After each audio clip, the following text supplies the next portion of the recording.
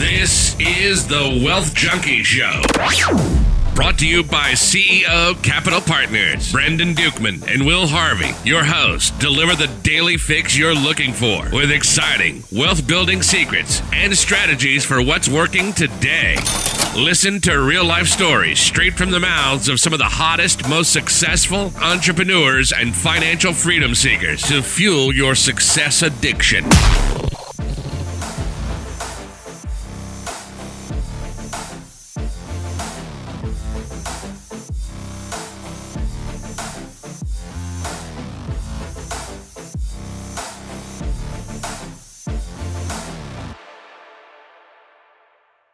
What is up, junkies? Thanks for joining us for the Daily Wealth Junkie Show. Be sure to follow us on Facebook at facebook.com/groups/wealth junkies and to subscribe to the show so that you don't miss any of our daily episodes, and rate and leave us a comment so that we know how we're doing. I'm Brandon Dukeman here with Will Harvey. Will, who we got here today? Thanks, Brandon. Today we have Scott Holmen, and he's a true serial entrepreneur. He started a dog treat manufacturing. Sorry about that. I tripped up on my words. A dog treat manufacturing company, some tech companies, and everything else in between. He's got a very awesome, colorful background, and I'm excited to hear about it. So, Scott, with that, can you give the listeners a little bit more about your background and what got you to where you are today? Yeah, for sure. Thanks for the kind and generous introduction and for having me on. And me bubbling over my words. Yeah.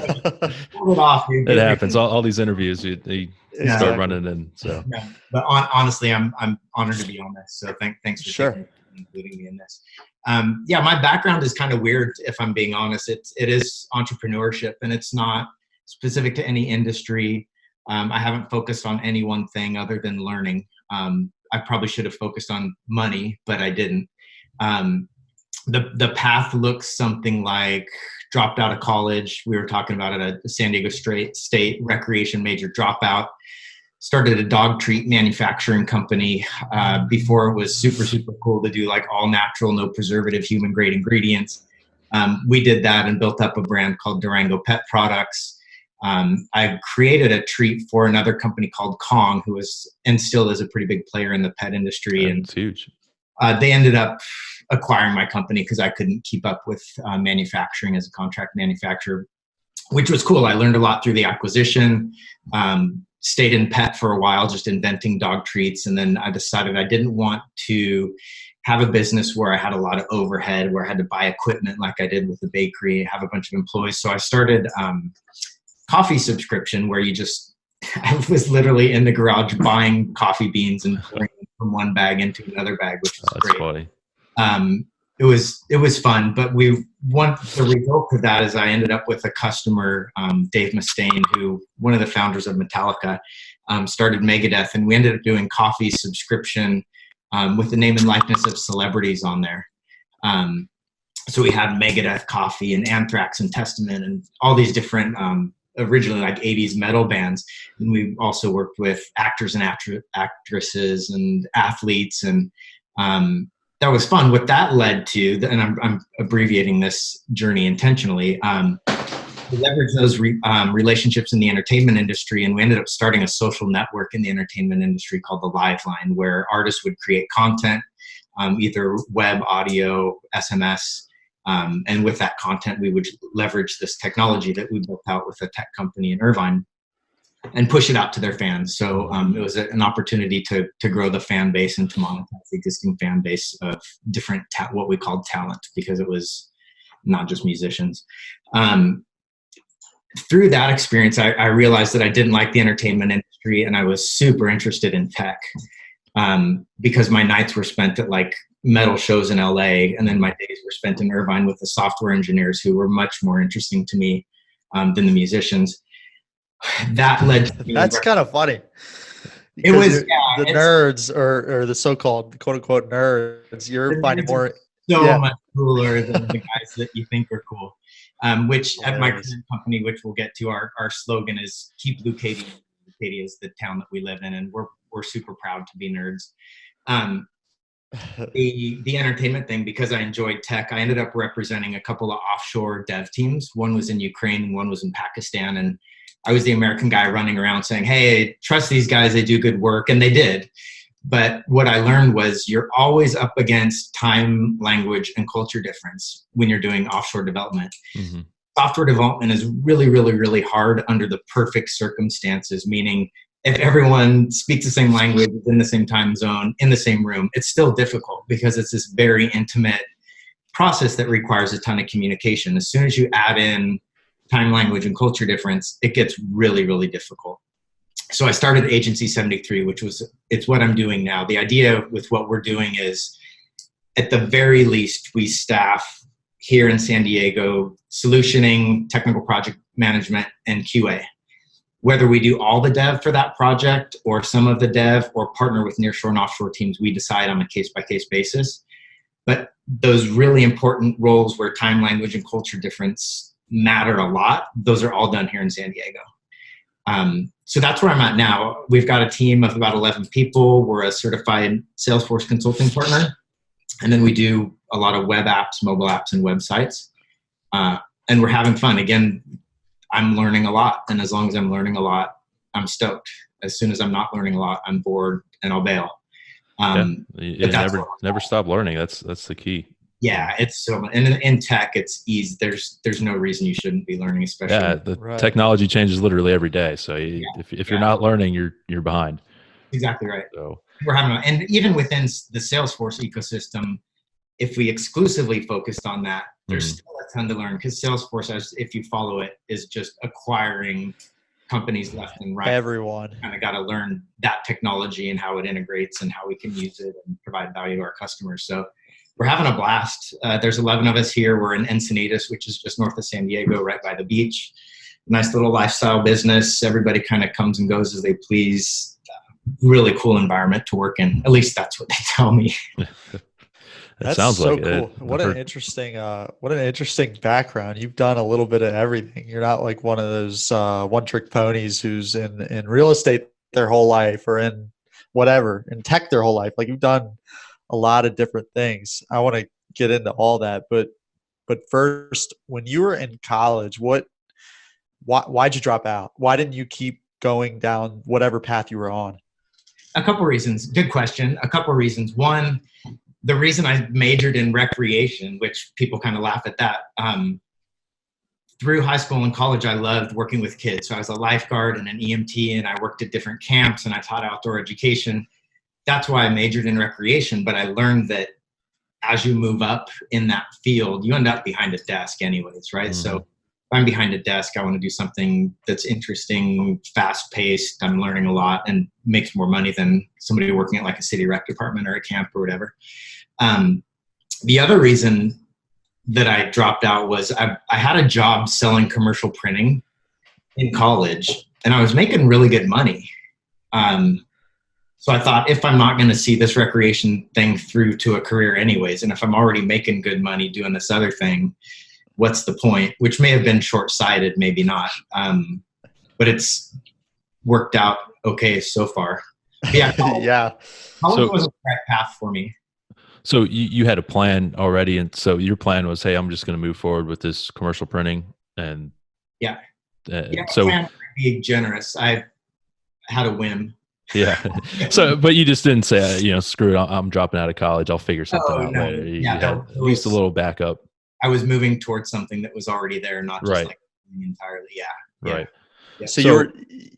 No, I'm sorry, Brandon. What were you saying? Go ahead, Will. No, so you were a sales guy at that company. Is that what you were doing? Yeah. So okay. I mean, it's one example of what I did. The company Sears. If you walk down an aisle in a Sears store, which now you know how old I am because I don't even know if those are around anymore. But it's been a while since I've seen one.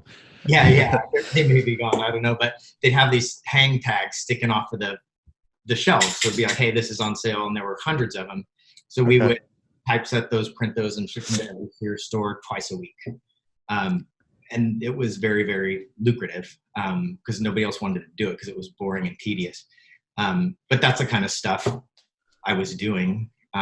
Printing has changed a lot since then, and I'm glad I'm out of it. But it was when you're a sales guy, you can treat stuff like it's your own business usually. I kind of got addicted to that and saw that I was able to do it. Managing teams is different. Like it was easier as an individual sales guy, but I've learned a lot since then. So and then you somehow, did you stumble into the dog treat business? Did you have a dog that you loved that loved treats? How did this come about? How old were you when this idea came about? And God, I was probably early 20s, and I met an old lady who had these treats, and she gave them to me. mhm. She's like, "Oh, take these. Your dog will love them." And I, yeah, I'll try it. And every dog, I gave them to my dog, and my dog loved them. And I went back to her and I'm like, "Hey, give me some more." And I tested them with other dogs. I'm like, damn, like every dog loves these things, and they're super healthy. There were only 4 ingredients: liver, Wow. bran, flour, and water. So it was relatively healthy. So yeah, I did a little bit of, like, I guess, market validation, just giving dogs treats. And then started making them in the kitchen. And then next thing you know, there's a commercial bakery. And then with the Kong acquisition, there was a huge commercial bakery. And some of the learning, I keep talking about learning, was like learning about equipment to boil liver. Like, there's a lot of different ways to do that, some more efficient than others, but all of that was interesting. Yeah, I mean, is that something? I'm sure back, not to call you old or anything, but when you were doing this, I'm sure there wasn't Google to necessarily Google the how to boil liver and things like Yeah, that. it wasn't as helpful as you would think. Yeah, Most of it was trial and error. And even with the resources that were available, trial and error was better. But yeah, resourcefulness has been important. I mean, an example of that, when I had the dog treat manufacturing company, one of my customers who owned a pet shop in New Mexico said, "Hey, if you can dehydrate lamb lung, I'll buy as much as you can dehydrate." I'm like, "I'll do that." But finding someone who gives lamb lung and then eventually lung, like, and then there's a bunch of legal stuff around getting that, because it's a long story, but like getting scrappy and figuring out where to get those things and how to process them was super fun. I'm sure that So- involves a lot of reading and phone calls. Huh? Yeah. Oh yeah. And just screwing up a whole Yeah. bunch until you figure it out.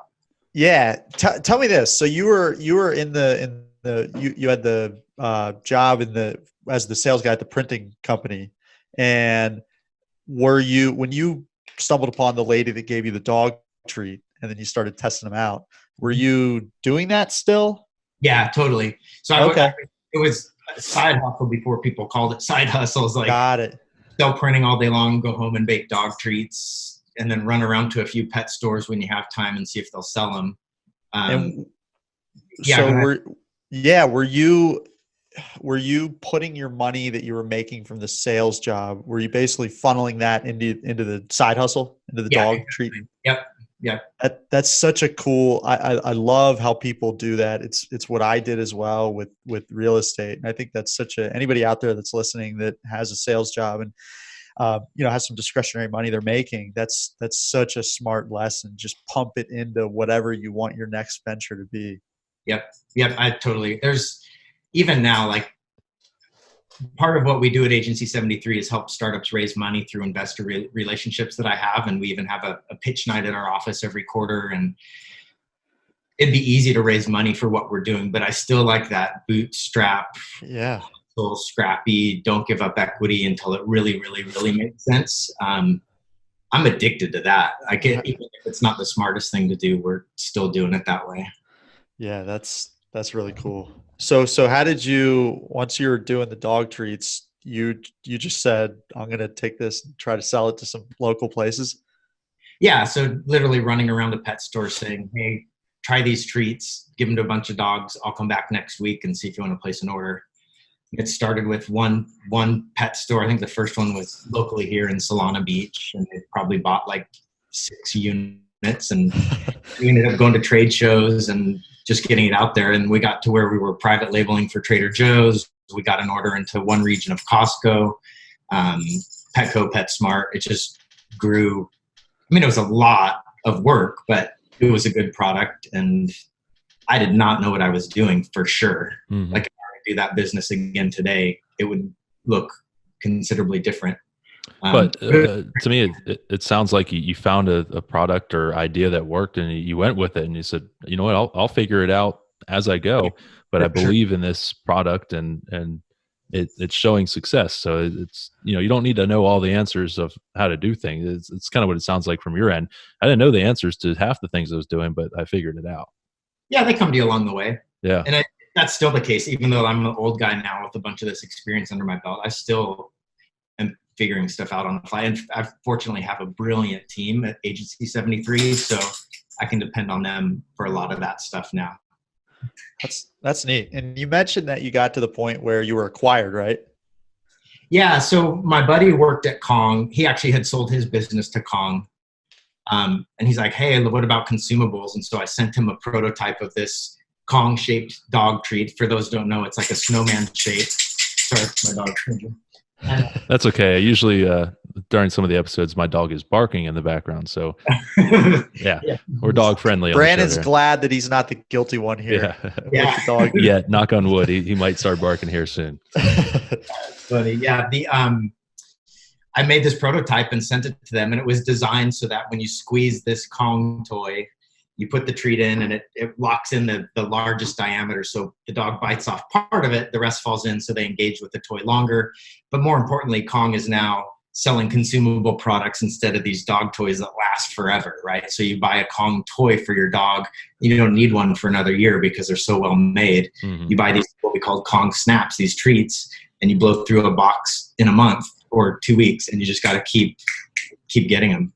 Which is good for you guys. Yeah, that's cool. So, I mean, how does that make you feel? You go to the pet store, you see a final product that essentially you brought to market for them. I mean, what's that feeling like? It's crazy. I'll bet. And it's validating, and doing it yourself when you know that you don't know what you're doing, but you walk into a PetSmart and your stuff is there. People say surreal way too frequently, but it was surreal for sure. That's awesome. That's really cool. Yeah, Costco. I ended up doing a roadshow in Costco. Like you go into Costco and people give you samples. Yeah, absolutely. Dog treats, which people have to take them home and then come back, but it still worked.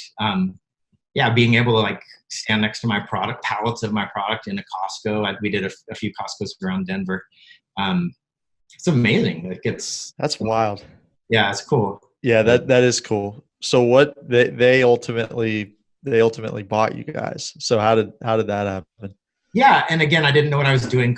I told Kong, like, hey, I can't make as much of this as you need. I already added a couple production lines, and each one cost around $100,000 for the kettles and slicers and grinders and mixers and all that stuff. So I went to Kong and said, I can't keep up. Just buy me, because I don't like running the business anyways. I like selling it.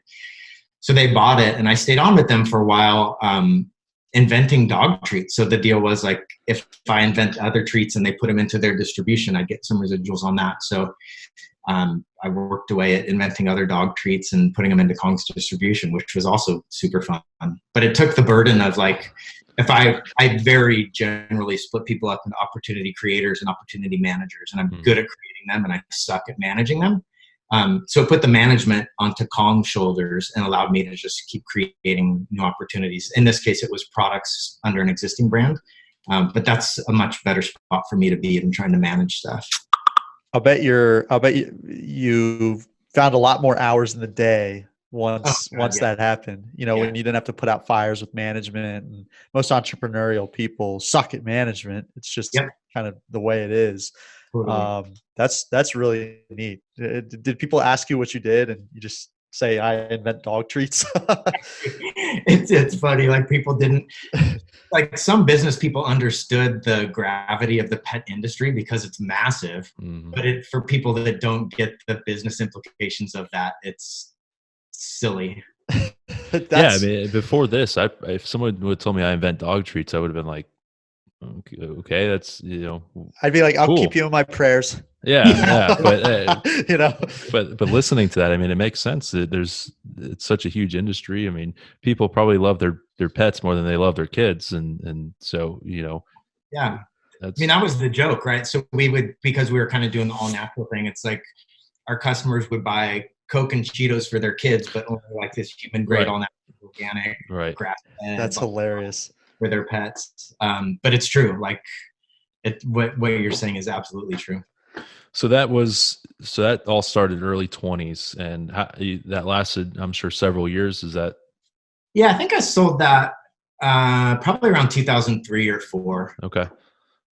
So go ahead. From there, I went into the coffee stuff. Yeah. So you go from dropping out of college to selling commercial printing and to dog treats to coffee, where does coffee Did you play? take any time off? Did you like travel the world? What did you do in between Yeah, dog treats and coffee? I took a couple years off. My kids were super young, and I took as much as I'm able to take time off, meaning I'm always trying to start. At the time, I was always Sure. trying to start something, and you just stumble into stuff. But I hung out with my kids for 2 or 3 years when they were super young. So I'd take them to school, pick them up from school, go on every field trip, volunteer to read, entirely invested in, and it was, How cool is that? they were so young, and it was by far the best time of my life. Like a couple years of not worrying about stuff, but just hanging out with my kids and their friends. And That is so cool. it's the best part of that exit was the ability to do that. Yeah, the freedom it creates for you to actually spend time with family and do things Yep. like that. That's If incredible. you stayed in college, you probably would not have been able to do that. Yeah, and to be fair, there's times where financially it sucks to be an entrepreneur, right? I mean, there's True. Very true. years with your kids with knowing that the money's there, and there's times where it's like, oh my God, am I gonna make it? Right. Which is also super addicting. The roller coaster is Right. amazing. I mean, I have friends that are very successful in the traditional sense, but I would never want their day to day, right? It's get up, go to work, stay at work, go home, do it again day after day, and you're kind of at the same desk every day doing the same thing. I'd way rather Groundhog Day. Sounds awful. I mean, it I'd does. way rather have super high highs, super low lows, Yeah. moments of total fear and terror and panic, and moments of just wonderful Yep. financial and freedom and free time and travel and all that. I'll be on my deathbed looking back going, that was fucking cool. Yeah. I love absolutely. that. I won't say that was A lot boring. better than saying, man, I wasted the last 40 years at this shitty job. Yeah, so, yeah, exactly. Or just better than what if? Yeah. You know? Yeah. Yeah, that's a good point for sure. Yeah, that's so cool. So coffee business comes around. How old are you? How does it get started? Probably mid-20s. There were 2 goals with the coffee company. This is fun to think back. I appreciate you guys walking me through this. Yeah. I didn't want a business where I had to have a lot of inventory. I didn't want employees. I didn't want equipment, and I didn't want to lease a building. And is that all because you didn't like the managing part of it? Or Exactly. okay. Yeah. I didn't want to have to do that again, right? Process payroll and all that stuff. So the beans that I got, so the other part was after the dog treat exit, I got a little bit of money, but it did not feel as good as I thought it would feel. Like I thought I'd just be like, just making it rain, like Right. just rain, whatever. But the money was the Right. money. And the free time with my kids was everything.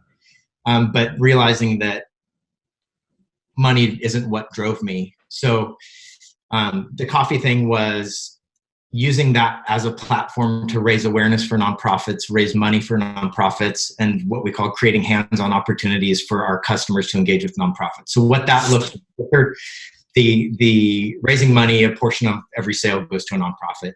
Easy. Like everybody does that now, and it's good. I don't mean to minimize it. That's brilliant. Raising awareness, every shipment had a flyer for the nonprofit that we would support that month saying, this is what Surf Aid does. They go to these remote islands and educate people on malaria and how to prevent malaria, or whatever the nonprofit was, different one every month. The last one was really cool. So the idea was, instead of having people write checks to nonprofits, let's get them involved with the population that nonprofits are serving. So what that looked like was email all of our customers and say, we're going to meet in Mexico at this orphanage and hang out for 3 days. You can play with kids, you can do construction work, you can whatever, but this is a way of bringing our coffee customers together to actually serve a population and get their hands dirty, as opposed to just writing a check and feeling good about yourself. So we put on adventure races for kids who's at the time their parents passed away in the war in Iraq, and guided. Wow. We had coffee customers guiding kids through this adventure race. This is an emotional one for me. And then the orphanage, that kind of stuff. That's back to your question. The goal of the coffee company was to not have as much overhead or commitment, if you will, and then to create opportunities for people to give back beyond just writing checks or donating a portion of sales. Yeah. That that is definitely so cool. sounds like a lot bigger than just selling coffee. Yeah, it was coffee. The idea was, at the time at least, coffee is the second largest traded commodity next to oil. So let's sell something that everybody can buy, Right. whether it's for themselves or as a gift. And that should make sales easier so that we can focus on this more philanthropic angle. Yeah, no, that's really cool. Did you focus on getting the coffee beans and all that stuff from places that needed the work and did you? Yeah, that's a good question. And it was all fair trade and it was all organic. And again, at the time, that wasn't like super mainstream. And then focus on regions. And we would through our coffee roasters get to know the individual areas where the people were working, and we would also send a little bit of capital back to those specific companies to give back to their workers. That is awesome. Super interesting. And we named our coffees after the region, so it was like Brazilian love for the beans that came from Brazil, and it was cool. That's like a pride thing for them. They know that. Yeah. Yeah. It was good. And some of that we went into store. We were in a couple of smaller, probably not recognizable grocery store chains, but most of it was direct to consumer through a subscription model. Okay. How'd you build that out? How'd you learn how to do that? I don't know. Because it wasn't like now you do like WordPress with WooCommerce and do there's subscribe and save applications, or go to Shopify and you can do subscribe and save. Right. But at the time, that tech didn't really exist in an off-the-shelf way. So it was managed through kind of this janky Excel sheet. And it was, that's funny. I screwed up frequently shipping people more than one thing or not shipping everybody's. And they'd say, oh, this week I don't want these 2 coffees. I want these 2. And it became a bit of a hassle because, again, those tools weren't as readily available as they are now. So basically what I'm hearing is that aspiring entrepreneurs, new entrepreneurs, they have no excuse today living in the information age. At the risk of sounding like the old guy, like you don't know how easy you have it. Right. Yeah, no, but that's what it sounds like. I mean, you're sitting there doing online orders through an Excel spreadsheet where you just named their Shopify and the WordPress plugins and things like that. It makes it a million times easier for you. Yep. So I definitely have it easier than guys that came 15, 20 years before me. But right.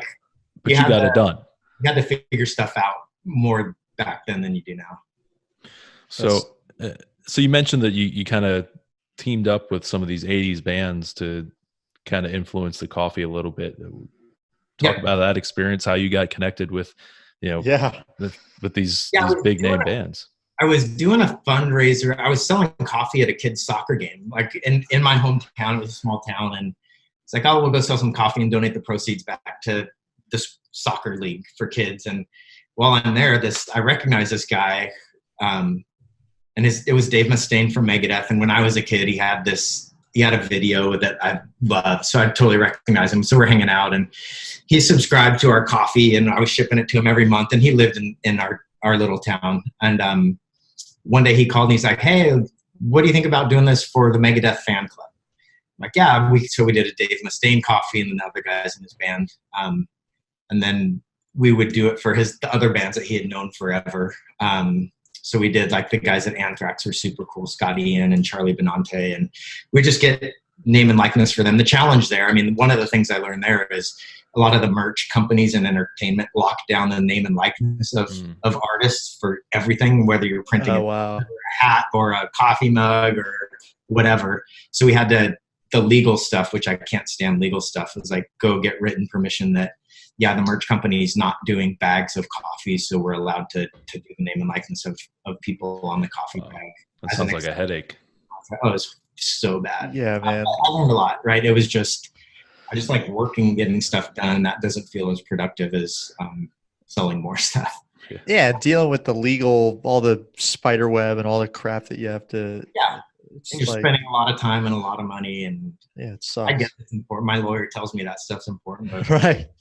Yeah, that's why he's the lawyer and you're the entrepreneur, right? Let me figure out the products and the business, and you tell me what I can and can't do. Yeah. So, or tell me how I can do what I can't do. So exactly. Right. So how'd you get out of that business?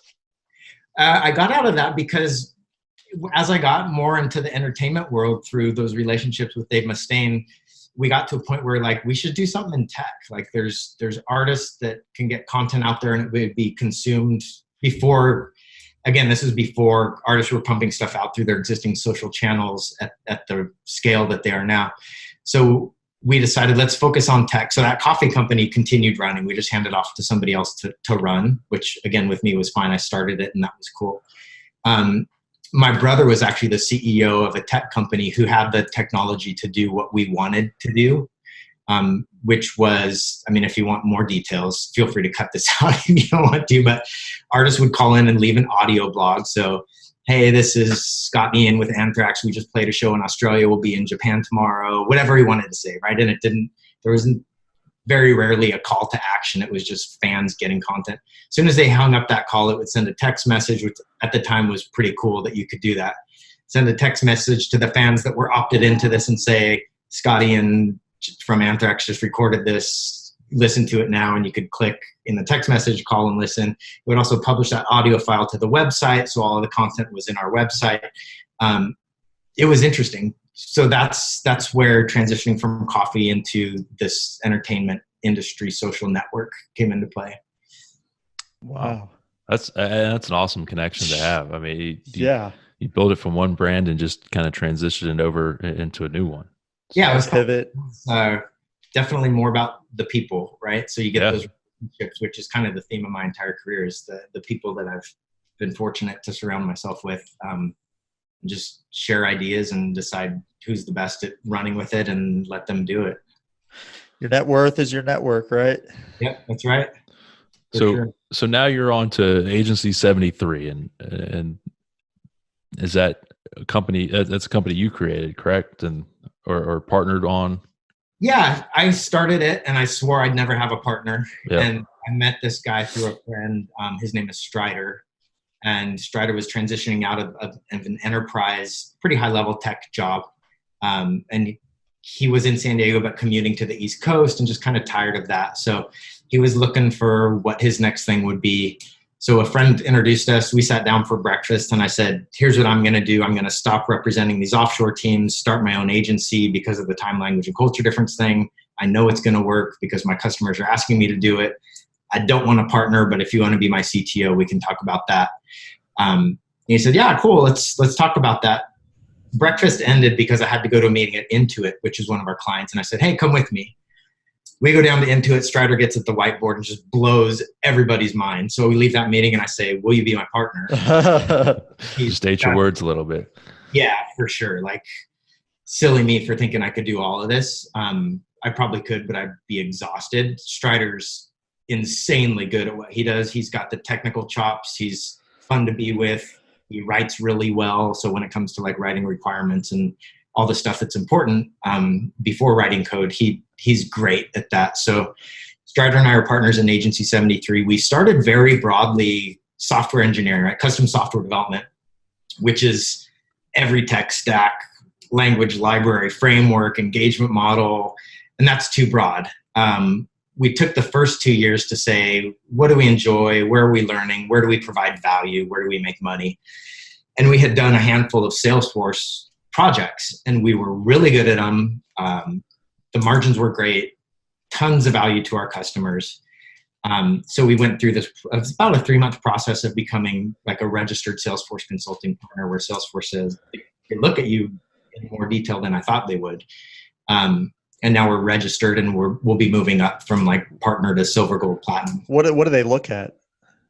I don't know. I know it was legal stuff. So they're probably looking at background, which they're trying to cover their own butts. Cool. But yeah, they were looking probably to make sure that there wasn't anything shady in our background. Some of it was around competence on the platform and you end up getting certifications. Which we've added a bunch and we're adding more and having a blast and moving super, super fast. But that's where we're focusing. So in the agency world, the more you can narrow your focus, the more, like the easier it is to get business, the higher margin you get, the higher your valuation as an agency if you were ever to sell. It just makes a lot of sense. So we've gone from custom software development to a Salesforce partner that also does that development. And the reason we didn't just do Salesforce is because there's a lot of value for the customers. When we come and say, we're Salesforce partner and we'll implement, integrate, customize your Salesforce instance, add the apps that you need to create the functionality that you need. We also get visibility of everything they're doing with web, mobile, analytics, IoT, machine learning, artificial intelligence. So we get a view of their entire digital transformation landscape, and we can either do that work or make recommendations to other people that do the work where we don't. And there's a lot of value in us understanding true digital transformation and the software development lifecycle and focusing on Salesforce as opposed to just being someone who knows Salesforce and not knowing what to do with the broader digital transformation story. At the risk of getting too technical, sorry. Yeah, you're right over my head. Yeah, but that's but no, that's all good stuff. that's awesome. Yeah, and you mentioned you have one other company that you run as well, right? Yeah, so in the past, I had started, one of the mistakes that I made was starting too many things that didn't align with each other. So I was doing like import, export of, at the time, like those pink flip Motorola Razr phones. And I was also— I used to have one of those, not a pink one, but I used to buy them and sell them on eBay. And at the same time, I was importing and exporting booze to Japan. And too many things, I screwed up all of them. So I'm old enough to now know that like I should focus on Agency 73 and do that exclusively and build it. And it's working, but this thing kept coming up where people needed to recruit technical talent. And we're at an event at my office with a buddy, had a few drinks, and we kind of said, how many of your friends do you help find jobs, and how many of your friends that own companies do you help find talent for and not get paid anything on, which is fine. But then when we need to hire someone, we pay a recruiter 25 to 35, 40% of the annual salary. And like, dude, let's just start a recruiting company. So we did, and they play really well off each other. Our job at the agency is much easier when our clients have a technical person on their side. So frequently we will be scoping out some development work and say, who's the main point of contact on your side? Well, we don't really have anybody technical. We'll say, let us help you hire someone. So there's a ton of value for our non-technical clients for us to do the recruiting, but we also do code tests, and we have our staff engineers do technical interviews. So they know that we're placing somebody who's competent. So yeah, we started another company, some almost accidentally, but it's called Talent 73, and it's recruiting broadly, but we're pretty focused on technical roles and especially Salesforce roles. That's really cool. To dumb that down, I was listening to a podcast a month or so ago, and I'm a real estate junkie. That's what Brandon and I do. So I just kind of liken this to, that's obviously way above my head and a lot smarter than me. But there was a guy, and what he does is he has a group, and they flip houses, they do wholesales, and they were running into an issue where they would meet with someone, and their house would be in condition where they couldn't buy it to flip it. It was too nice to do that. And they were letting all this revenue go out the door. So they started a real estate brokerage so that they could say, okay, you know what? You're right. We're not a buyer for you, but we'll have one of our agents call you and they can help you sell it.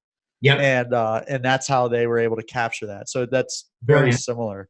Yeah, you monetize something that you're doing for free anyways. Exactly. Value. You don't have to feel bad about charging for it. Like it's brilliant. Yeah, I love that.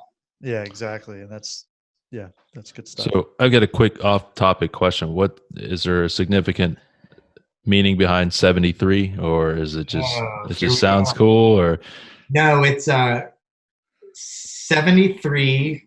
You have to. Usually, I whiteboard this when people ask, and very few people ask. 73 is the 21st prime number. Okay. Flip those. 37 is the 12th. If you flip 12, 21 is the product of multiplying 7 and 3. In binary, it's a palindrome, 10010001. So the idea is, and if you Google or go to YouTube and put in Big Bang Theory 73, Sheldon does a thing on it. Our idea was all of those anomalies exist, but if you just look at the number 73, we all know what it is. We know it's between 72 and 74. We know it's quantifiable, right? Underneath all those anomalies, most people don't know that, and they don't need to. Software should be built the same way. Mm-hmm. The user should have a very intuitive interface. It should do everything that they want it to do. Underneath might be machine learning, artificial intelligence, complicated technology, integration, microservices, whatever. They don't need to know that. They just need to see something quantifiable and familiar, just like 73 is, with all those anomalies underneath it. Wow. That's all. That's awesome. That's a lot. much deeper answer that I would have thought maybe it's, ages of your kid. I don't know, whatever. Yeah, but like the year that's you were born or something. yeah. I mean, I was born in '73, but oh wow, that's hilarious. nothing to do with it. but Wow, that's, yeah, no, that's crazy, and that's really cool because I'm that person. I'm that end user that I don't want to know anything about the tech. I don't care to know about it. It's not in my realm of expertise. So that made perfect sense to me what you just described. Yeah, like if you look at again Intuit as a client, and if you use TurboTax, it's brilliantly simple. But underneath that, tax laws and all the different schedules and stuff, you don't see that. You're just like inputting through the wizard, like one thing at a time. I made this much, I can deduct this much. It's amazing. So that I've never thought of that in relation to this question you asked about 73, but that's the perfect example. Insanely complicated underneath, insanely simple for the user. Yeah, that's awesome. That's a great answer. Yeah, thanks. So, all right, Scott. Well, we're going to move into our Moments of Truth segment here. It's the same 7 questions that we ask all of our guests, and I get to kick it off with the first one here, and it is, who is your success role model? A lot of people.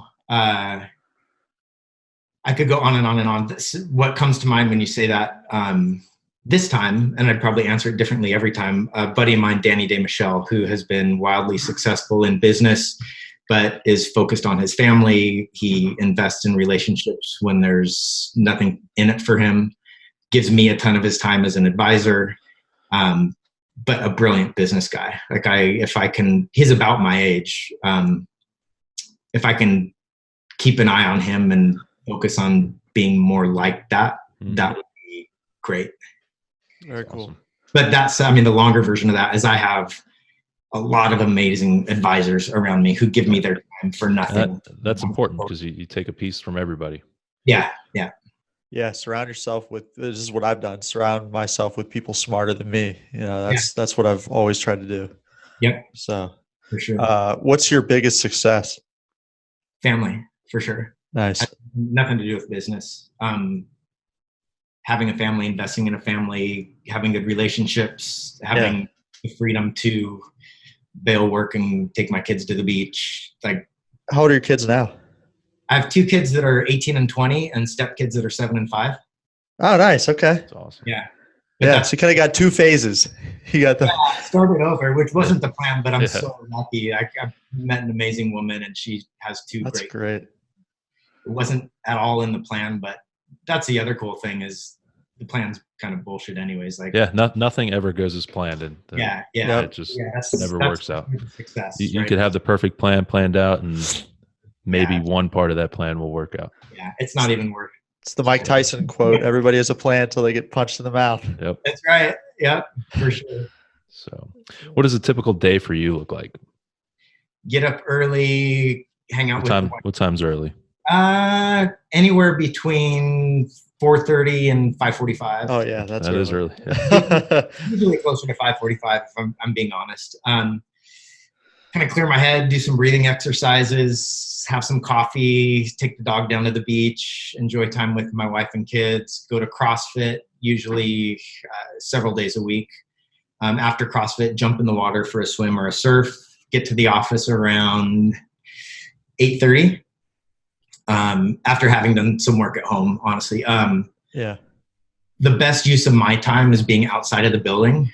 The days where I'm at my desk all day are concerning because I like meeting people, learning from people, solving problems with people, which is really sales is what I'm describing, but I don't do it in a salesy way. So a lot of times I'm doing multiple coffee meetings and lunch meetings every day. I enjoy that, but it's tiring. While I'm still the CEO, which isn't the plan indefinitely, we'll get a CEO in here. I still have to do that. So I am at my desk pretty frequently, but pretty heavy mornings as far as like clearing my head and getting some exercise in and jumping in the ocean. And then work pretty hard until I usually cut it off at 5 to go home and have dinner and play with the kids and get back online if I need to after bedtime, 7:30, 8 p.m. for a little bit. Bed relatively early between 10 and 11. Yeah. Nice. I mean, you got to, if you're waking up 4:30 to 5:45, I mean, you get a little sleep in there. Yeah. What's your favorite quote? The one that comes to mind right now is from Rumi, "Dance until you shatter yourself." I love quotes, so that, again, that's an answer that will change every time you ask me. But the idea of, not just dancing, right? Like celebrating and working and go to bed really, really tired every day because you did some fun stuff and you learned a lot and you played with your kids and you invested in your team and we do a lot of work with nonprofits. Actually, one that's worth mentioning, if you guys don't know, Challenged Athletes Foundation, look them up. Cool stuff there. But just knowing that you celebrated when it's time to celebrate, you work hard when it's time to work hard. Just, again, on my deathbed, I'll look back and go, dude, I fucking went hard. And Yeah. I love that. Yeah, that's kind of where I'm at right now with that. Yeah, sleep when you're dead. Yep, for sure. So I know you mentioned a few of them here, but what are some of your hobbies? I like working out, which right now looks mostly like CrossFit. Love surfing. I grew up surfing and have never stopped. That's a huge one for me, not just for the physical, but mentally getting out away from the busyness. Those are the main ones. Time with family. That's sometimes just hanging out and watching TV, sometimes just playing cars with my stepson, Love it. taking my stepdaughter to the skate park. The hobbies are anything not working. Yeah, that's great. I love that. And that's what having your own business can possibly create you. Yeah, that's right. What's the best business book that you've read? Oh, I've got some behind me. The best one. Traction's pretty good. I'm in Traction right now. As far as operating an agency, that's a good one. I don't know that you could call it a business book, but The Soul of Money by Lynn Twist. Might call it a business book. What's it about? Very generally, it's about your relationship to money and how not only a complete lack of money will screw you up, but a complete excess of money will screw you up. And she walks through examples of that, and she spent some time with Mother Teresa, and there's some really good nuggets in there. But it's kind of about your relationship to money and how it can be great and how it can screw you up. That's good. Interesting. That's my takeaway. That's cool. All right. Last question here. If there was one key piece of advice you could leave our listeners with about achieving success, what do you think it would be? Focus on people, for sure. Absolutely. Like, screw software, screw Salesforce. Don't tell Salesforce I said that. But focusing on people, hands down, for me, by far. It was one of the camps I was at going way back. I was an outdoor ed teacher, and I was teaching Sierra logging.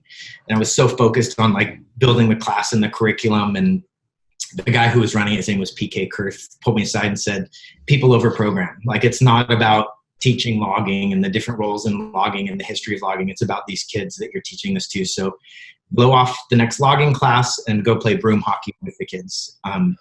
That's really good. You need to actually see this advice. That stuck with me, because that was kind of done in a ministry setting. A lot of that, as I've carried that stuff over into like the business world, focus on people, serving people. For me, that has never, ever, ever, ever failed. Yeah, no, that's so good. The relationships are what our pastor at the church I go to, he always talks about. He's like, when somebody, he does a lot of funerals because he's a pastor, and he just says when people are on their deathbed, never has he seen someone say, I want you to surround me when I die with all my sales trophies and all my all my accomplishments. It's always, no, I want the people around me that I love. Totally. It's all about relationships. It's so true. Our whole business has been built. We don't do any marketing. It's all people, and I'll stay in touch with you guys, and something will come of this beyond just this podcast. And I keep in touch with everybody over the last 30 or 40 years. Not everybody, a lot of people. All of our business comes from word of mouth, because I'm nice and I'm honest. And if something on the business front doesn't fit me, I say it doesn't and refer it to somebody else. But having that, I hate the word network, but having that network of my people, we've got this inner circle that we just take care of each other. It's absolutely everything. Yeah, that's great. So, Scott, how can our listeners get in contact with you if they've got questions, want to be mentored, really anything? How can they get in contact with you? Yeah, and I'm open to anything. So email is scott@agency73.com. You can hit our website as well. That's for sure the best way. Just send me an email, and I'll get back to you. I'm traveling a bit the next month, but I'm not sure when this will go live. But yeah, hit me up on email. I'm always down to chat with people. Awesome. Very cool. Well, Scott, we appreciate you being on the show here with us today, and our listeners, like Scott said, that we're doing this for the people here. That we're doing this for these shows for you guys. We're getting as many interviews in as possible as we can for you guys. So, be sure to subscribe to the show, rate and comment so that we know how we're doing, and subscribe so you don't miss any of the daily episodes, as well as follow us on Facebook at facebook.com/groups/wealth junkies. And Scott, we appreciate your time today. Thanks for joining us. No, thanks for having me. It's an honor to be chatting with you guys. You're doing great work. Yep. Thank you, Scott. All right. Take care. You've been listening to the Daily Wealth Junkie Show, brought to you by CEO Capital Partners. CEO Capital Partners works with business owners and executives to build passive income through multifamily apartment syndications. For more information about how you can invest in quality multifamily real estate assets and build significant streams of passive income, visit us today at ceocapitalpartners.com.